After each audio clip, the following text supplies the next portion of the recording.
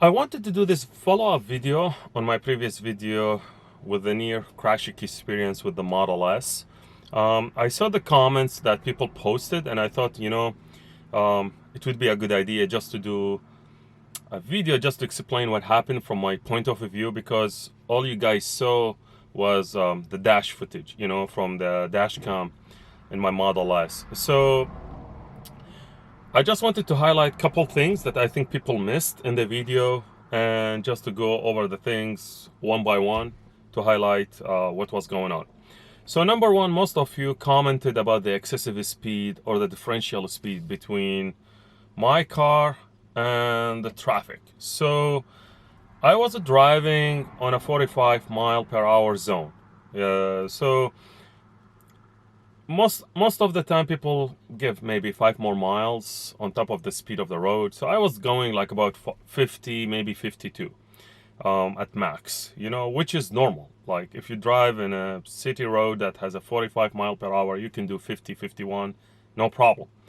The other thing is that road itself was merging into the interstate highway. The interstate highway is 65 mile per hour. Most people do 75 to 80. Right? So this ramp has no speed limit posted. So you can argue you can do it at 45, or you can do it at a higher speed because you're merging with the highway. Problem with that, like merge on that part of the road, was you have 3 lanes that basically become one. So depending on where you are, you may want to either slow down or speed up a little bit to kind of like make sure like you're safe. The cars ahead of me, the green light just turned on, on the traffic signal. So, as you know, like regular cars, I don't know how many of you drove like a performance Model S, right? So it takes forever for these cars to accelerate from 0 to 50 or 65 mile per hour. Actually, it's faster to just kind of like go on a faster lane and just keep going, rather than slowing down. I'm not gonna slow down from 50 mile per hour all the way to 30 mile per hour so that I can merge at a 65 mile per hour if there is an open lane. That wouldn't make any sense. Plus, the traffic is all going towards the highway. So you would think that people are accelerating rather than decelerating, right? So people who were like saying my speed was kind of faster than the traffic. Yes, it was faster, but not excessively fast. Maybe the video showed it up like that, but it was not excessively fast. But that's not the main point of the video. I just wanted to highlight because people mentioned, like relatively speaking, you are going so fast compared to the other cars. Remember, those are traditional cars going from 0 to 65 mile per hour to basically merge on the highway. If I'm coming from behind at 50 something mile per hour, I can easily move to the fastest lane and just kind of merge with the highway, especially since after passing that car, I speed up the Tesla to kind of like merge with the highway. And you can see the difference actually between that point where the crash almost happened and then the point afterwards. Remember that the Tesla back camera is a fisheye camera. So yeah, it's gonna show things a little bit faster than what the front camera would do. The problem is you have that car that came from the side and tried to make it all the way from the right to the left. So that car had to pass what? Kind of like I would say 3 or 4 lanes to come in front of me, And that car, because was trying to go all the way to the left, the guy didn't do it like instantly. So the guy was slowing down, trying to kind of like slowly, carefully make those turns. The problem is, from my point of view, number one, that road, you cannot do that turn. It's a solid white.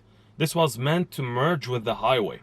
This was not meant to like the last moment you make a lane switch, which was what this driver was trying to do. The other thing is, why on earth not give a turn signal? Like, what the fuck? Like, seriously, if you are trying to switch lanes, have the decency to give a turn signal. I really hated when someone drives and all of a sudden switches lanes. Like, what the fuck? If you're driving, you know, you're trying to switch lanes. If that driver gave a turn signal, even though it was like trying to make an illegal turn or like a solid Y trying at the last moment to switch lanes, if I had seen that turn signal, I would have slammed the brake or slowed down, just because I would have thought, okay, you know what? I need to yield the road to that person because the poor driver is trying to kind of like escape the highway at the last second, you know? That didn't happen. So that was the main thing. So I always like feel like people, when they are switching lanes, even on the highway, they should give a turn signal. I don't know. I mean, this is like common logic, you know? First of all, you're trying to switch lanes without the turn signal, and like almost the last moment, you know. And that driver was not going fast. That driver was trying to make those lanes while everybody is accelerating toward the highway.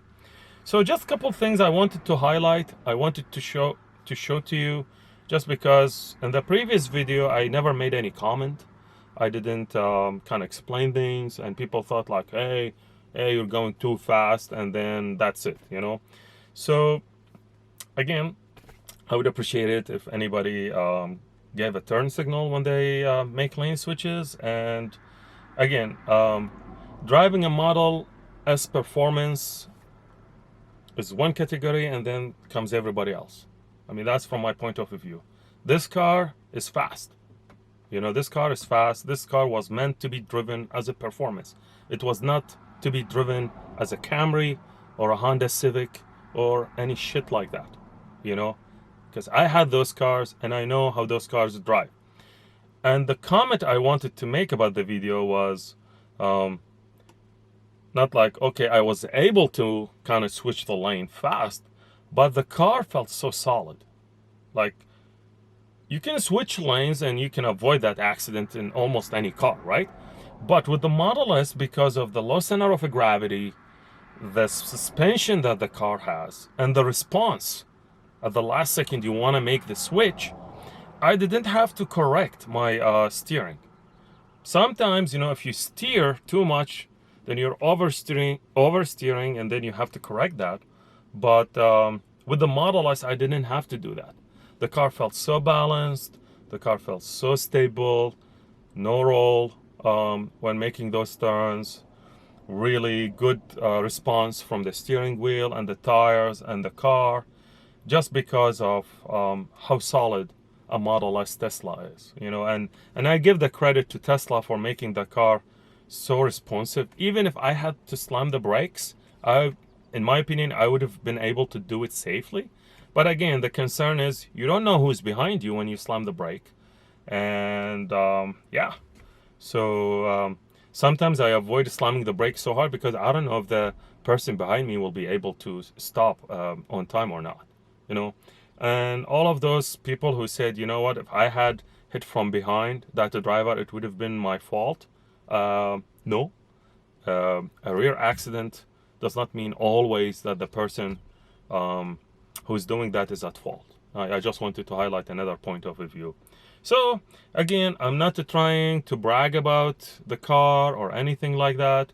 I admire the engineering. I admire all the work that Tesla put into their cars. I don't want to wish what happened to me on anybody else, but I wanted to share like how good the car felt when I had to make the steering at the last second, you know, without having to worry about maybe losing control of the vehicle or like going sideways like that. So again, kudos to Tesla. Thank you guys for watching, and we'll see you in the next video. Take care.